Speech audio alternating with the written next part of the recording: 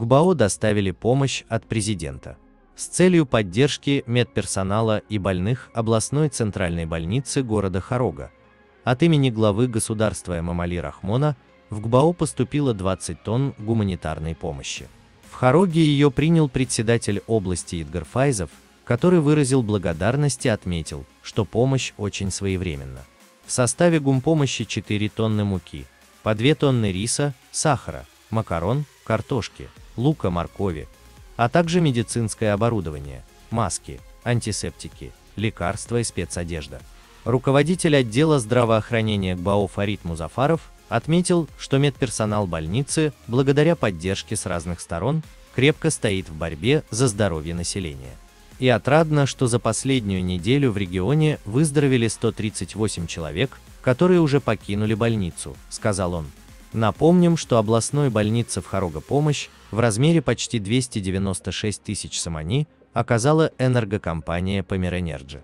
В составе этой помощи было 30 тысяч масок, 2000 перчаток, 10 штук спецодежды для медработников, медицинский спирт, хлор и 1 аппарат АЛФ.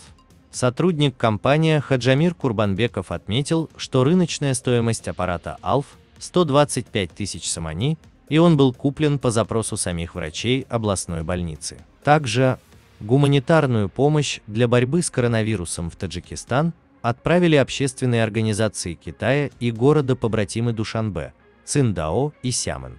В Таджикистан было передано более 6,5 тысячи тонн помощи на сумму $479,6 тысячи. Передача помощи состоялась 10 мая на пограничном пропускном пункте Кульма-Карасу, сообщил Азия Плюс пресс-секретарь посольства КНР в Таджикистане Сунь Хуньджи. Помощь состояла из 17 аппаратов АЛФ, более 48 тысяч медицинских защитных масок, почти 397 тысяч одноразовых медицинских масок, 47 тысяч медицинских хирургических масок, 11 750 комплектов медицинской защитной одежды, 20 600 пар перчаток, 11 тысяч пар защитных очков и 900 термометров, 5 тысяч защитных экран-масок, сообщил Хуньджи.